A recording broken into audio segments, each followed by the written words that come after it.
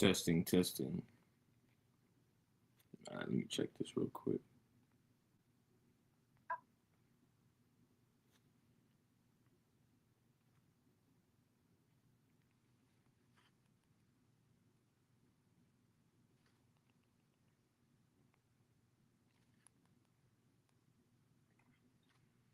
Testing. Are we good? All right, Shalom. First and foremost, want to give all praises, honor, and glory to Yahweh Bahashem, Yahweh Shai, Bahashem Kakwadash. Double honors to the elders and apostles of Great Millstone. All right, that rule one, teach well, that taught us this truth. And Shalom to the hopeful elect. All right, the Akim and the Akwaf scattered around the four corners of the planet Earth. All right, I'm the brother Arak from GMS Dallas. All right, and I wanted to do a quick live stream through the Spirit. I'm going into a couple of things, and I'll entitle this lesson, "We are about to enter a new phase of prophecy." All right, we're about to enter a new phase of prophecy because much like the seasons, spring, summer, winter, fall, for example, each season is distinct from the other. All right, fall is very different from winter. All right, summer from spring, spring from winter, so on and so forth. All the seasons are distinct. Okay, and within each season, you have particular things that are happening within that particular season. All right, and if you're measuring the times diligently, if you're paying attention to some of the things that are going on right now here in the States, but also just globally, you should be, grabbing your umbrella, so to speak. Like if it's about to rain, what do? You prepare, right? You put on the proper clothes. You might grab an umbrella. You might, wear a certain particular pair of shoes. Well, it's the same thing with prophecy. All right, just look at Noah for an example, right? But let me get this definition real quick. Let's get a quick word. Let's get this definition of a phase. All right, so the definition of the word phase, it says a distinct period or stage in a series of events or a process of change or development. All right. Let me read that again. It says a distinct period or stage in a series of events or a process of change or development. All right, so that's what we're about to see play out in our daily lives. Okay, a distinct period or stage. All right, a series of events. Okay, there's going to be a series of events that are getting ready to go down here in Babylon the Great. All right, and it's going to affect everyone. All right, and most notably with the man-made famine that's looking like it's getting ready to start. November 1st. All right, when Sleazy E, all right, when he cuts off, various, food stamps and EBT, benefits. All right, we're getting ready to see things change. All right, and it's going to be felt. All right, so let me get a precept real quick to go with that. Let's go to the book of Ecclesiastes chapter 3 real quick, and I'm gonna get 2 Ezra 9 as well. All right, because it's very important to be situationally aware. All right, the scriptures talk about being circumspect. All right, being circumspect. And when you go into that word circumspect, it means to look around, basically, which you should look around, right? But you got to remember the scriptures are spiritual. You got to spiritually extrapolate. When it says, scriptures say be circumspect, it's really going into situational awareness. Okay, understanding the things that are the various developments that are happening around you. Okay, big scale, big picture. All right, but also, in your particular situation. All right, friends, family, co-workers, anybody, whether you're going to the store, where you're going to, run a couple of errands. Things are about to get tight. Um, things are about to get very serious, and they've been serious. All right, but it's about to take an even bigger step forward. All right, which is a good thing for the elect and for the remnant. All right, but this is Ecclesiastes chapter 3, and it reads, it says, to everything there is a season, and a time to every purpose under heaven, a time to be born, a time to die, a time to plant, a time to pluck up that which is planted. Okay, it says a time to kill and a time to heal, a time to break down and a time to build up. All right, and it continues to go on when you read this chapter. All right, but really the point is in verse 1. Let me read verse 1 again. It says, to everything there is a season. Okay, and then the season that we're in right now is Jacob's trouble. All right, Jacob's trouble. We're in Jacob's trouble. All right, and it's just like right now, like we're in late October, right, going into early November, which is technically, the very, very, very ending of fall, going into winter, right, the very beginning of winter. All right, and it hasn't really got cold yet. Right, it hasn't got cold yet, but that doesn't mean that we're not in winter. We are in the winter. All right, the same way that we've been saying we're in Jacob's trouble already. All right, it just hasn't got to the apex of that cold. It hasn't got to its coldest point yet, but that doesn't mean that we're not in winter, so to speak, right? So we're in Jacob's trouble. That's the season that we're in right now. And Jacob's trouble ain't happening for no reason. Jacob's trouble is happening because Yahweh Shem Shah, all right, contrary to popular belief, all right, he wants to he wants to remove, all right, a lot of people, especially really regards to Israelites, right? Because when the scriptures say Jacob's trouble, is talking about, Jacob, the descendants of Jacob, which is the nation of Israel. All right. Yahweh Shem Shah is tired of us being here. We're tired of being here. All right. And the Lord's intention was never on us to stay here. And it was never for us to get comfortable either. That's why the scriptures say, arise ye and depart, for this is not your rest. All right. It is polluted, it shall be destroyed. Roughly paraphrasing. We were never supposed to get comfortable here. All right. This was just a pit stop. All right. This is a pit stop. And to back that up, let's get this real quick. This is 2 Ezra chapter 15 and verse 10. And then I'm going to play some of this video. It says, behold, my people is led as a flock to the slaughter. I will not suffer them now to dwell in the land of Egypt. All right. So again, this is a precept that we bring out, but really this is a heavy precept because this cuts through the fluff and the lovey-dovey persona, so to speak, that mainstream Christianity has portrayed upon Yahweh Shem Yahushua. All right, the Lord is not shying away from what he's getting ready to put, the entirety of the nation through. All right, everybody's finna go through this.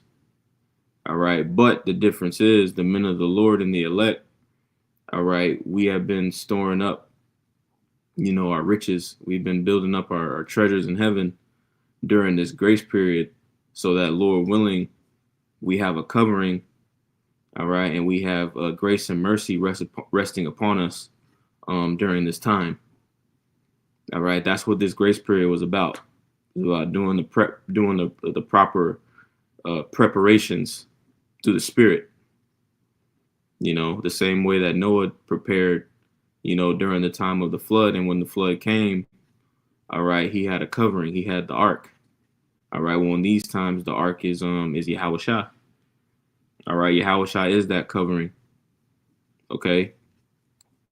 So let me get some of this video real quick. All right, and I want to slow it down a little bit. and we'll make some points on it. Let's see, slow it down to 9. All right. From the Department of Justice to it, and I'm going to start with the June 11th, 2025 memo from the Department of Justice, which outlines 10 categories of individuals who they will prioritize denaturalizing. Naturalized citizens who pose a potential danger to national security, including through terrorism and espionage. Naturalized citizens who engaged in torture, war crimes, or other human rights violations to it. And I'm believe in Salaki, let me go back just a little bit. lawyer in New York, working with clients nationwide at McBean Law, where we believe in freedom, immigration freedom, that is. Contact us if you'd like to go deeper about your immigration case. Now let's get into it. And I'm going to start with the June 11th, 2025 memo from the Department of Justice, which outlines 10 categories of individuals who they will prioritize denaturalizing. Naturalized citizens who pose a potential.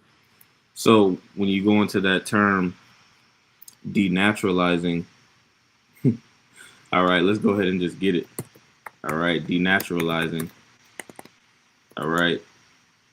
Because basically through legislation, through laws, all right, that have been passed, Esau has laid the groundwork for basically, you know, basically, like it says, denaturalizing certain populations. All right, which basically means, you know, dehumanizing you. You basically lose all so-called rights that you would have had, you know, under the Constitution. Okay, so let's see. I just typed in denaturalization. It says denaturalization is the process of revoking a U.S. citizen's citizenship after they have been naturalized. This process can only be pursued through a judicial order in federal court, not by executive action alone. It says the main grounds for denaturalization are that the citizenship was obtained illegally or by concealing a material fact or making willful misrepresentation of the naturalization application. All right, now that definition was the most. All right, let's get a simple definition. This is on Wikipedia. It says denaturalization is the loss of citizenship against the will of the person concerned. All right. Let me read that again. It says denaturalization is the loss of citizenship against the will of the person concerned. All right. So we're going to play some of this video because I'm not going to play all of it. I'm just going to play the first 3 points because when you watch the video, she's basically breaking down how people are getting ready to be removed. All right. And when removed, only are individuals going to lose their citizenship. Individuals are going to be detained. Individuals are going to be locked up. All right. They're going to be shipped off to who knows where. All right. And this is what we've been warning. This is what we've been telling you people that was going to happen. And this is Jacob's trouble. All right. And this is going to affect the men of the Lord. It's going to affect everybody. Okay. But the difference is, okay, a certain group of people, all right, are going to triumph through this situation, and certain people are going to fold in this situation and bow the knee to Baal and do what they got to do to preserve their lives here in America.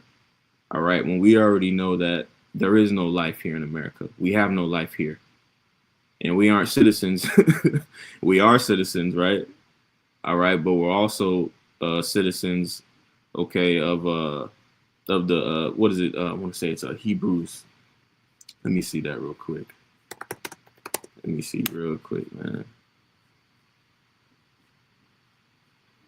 I want to say it's 23, right? Because we are, right? We were born here in Babylon the Great, right? You know, we are the Gentiles that the scriptures speak of, Israelites that lost their heritage, all right, that came back. All right, so we are, in a carnal sense, we were born here in America, right? but there's a spiritual overtone to this thing as well. This is Hebrews chapter 12 and verse 22. It says, "But ye are come unto Mount Zion, and unto the city of the living power, the heavenly Jerusalem." All right. And to an innumerable company of angels. All right. So really, we're citizens of the heavenly Jerusalem. All right. So we already understand Esau, these elites already know who we are. All right. They understand that we're the Israelites. All right. So we were never considered citizens anyway. Okay. So this isn't anything. This isn't anything really new to the men of the Lord. All right. This is really basic. This is one-on-one. When you come into this thing, you understand that you putting a bullseye in the middle of your forehead. Let me get this real quick. This is Sirach chapter 13 and verse 12. It says, "But cruelly will he lay up thy words, and will not spare to do thee hurt and to put thee in prison," which is getting ready to go down. Now, you know, that's not to say every single brother is going to get got, right? Because the Lord could very well deliver you. The Lord could very well preserve you. He could hide you. He could work a miraculous work. All right. But we have been warned via the scriptures that certain of us are going to be cast in prison. All right. But this is the point of verse 13. It says, "Observe and take good heed, for thou walkest in peril of thy overthrowing. When thou hearest these things, awaken thy sleep." Right. So we're in a very dangerous situation. We're in a very serious situation. And that's not anything that we shy away from. All right. That's why the scriptures say the Lord hadn't given us the spirit of fear, but of a sound mind. All right. So the whole point of this grace period was for you to internalize these scriptures, right? Eat the whole roll, digest it, and to come to peace with it through the strength and power of Yahweh Shem Yahushua. All right. Let me play this video. Potential danger to national security, 10 categories of individuals who they will prioritize denaturalizing. Naturalized citizens who pose a potential danger to national security, including through terrorism and espionage. Naturalized citizens who engaged in torture, war crimes, or other human rights violations. Naturalized citizens who further or furthered the unlawful enterprise of criminal gangs, transnational criminal organizations, and drug cartels.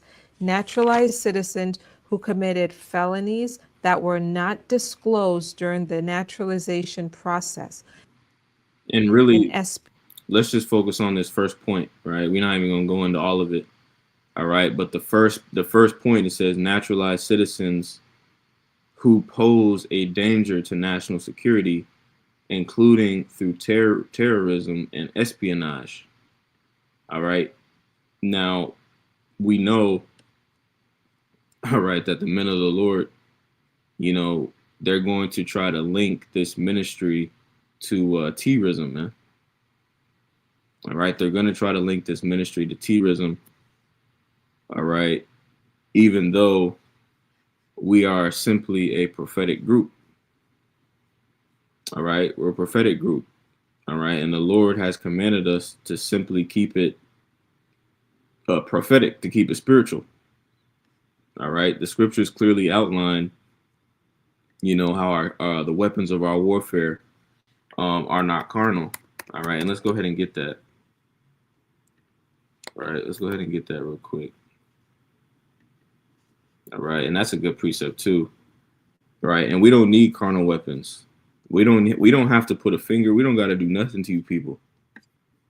That's the thing. All right. You people are in such a bad case under the rulership of Esau Edom. Y'all are going to destroy yourselves any goddamn way. We don't got to do anything. All we got to do is sit back and watch Yahweh Shem Yahushua put on a beautiful show. All right. And that's what we intend on doing. Okay. But let me get this real quick. This is Ecclesiastes 9 and 18. It says, "Wisdom is better than weapons of war." All right. And that's our primary tool of choice is wisdom, the fear of the Lord. All right. We don't need weapons of war. Weapons of war is really, that's Esau thing. All right. And the sword, weapons of war is not going to get you out of this situation, Esau. All right. And for you bonehead Jakes that think you're going to Rambo your way out of this situation via the sword, right? The modern day gun or whatever you got, that ain't going to work either. Okay. That ain't going to work either. But this is 2 Corinthians 10:4. It says, for the weapons of our warfare are not carnal, but mighty through Yahweh Bashem Yahushua to the pulling down of strongholds. All right. So that's what we've been doing with this word. We've been pulling down strongholds. All right. And we've been proclaiming things as they really are, proclaiming the truth of the scriptures. And because of that, because of how powerful that is, we are going to be deemed terrorists. We are going to be deemed enemies of the state. All right. And this is we're at the door of Esau making that move. Okay, let me get another precept. This is Isaiah chapter 10 and verse 1. It says, woe to them that decree unrighteous decrees and that right grievousness which they have prescribed. All right, because really when you analyze this thing, again, all we've been doing is preaching the word. All right, why are they not deeming these these pharmaceutical as terrorists? Right? Why are they not categorizing these rappers and these entertainers pushing death and destruction as terrorists?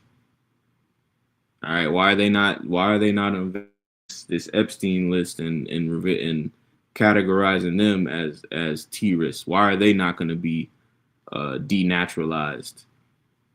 Right? Because the game is rigged.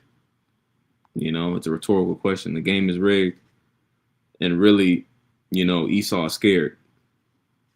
All right, Esau sees the chariots, he sees prophecy moving, he sees the men of the Lord multiplying. All right, and the only thing left to do is to come down with great wrath and get carnal with it. All right, but guess what? That's not going to work either. Okay, it's not going to work either, man.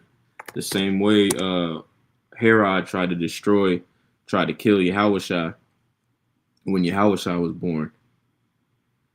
All right, it doesn't matter. It doesn't matter if prophecy has deemed, if the will of Yahweh Bashem Yahushua has deemed something be so, then it's going to be. There's no sidestepping. There's no preventing the will of the Lord.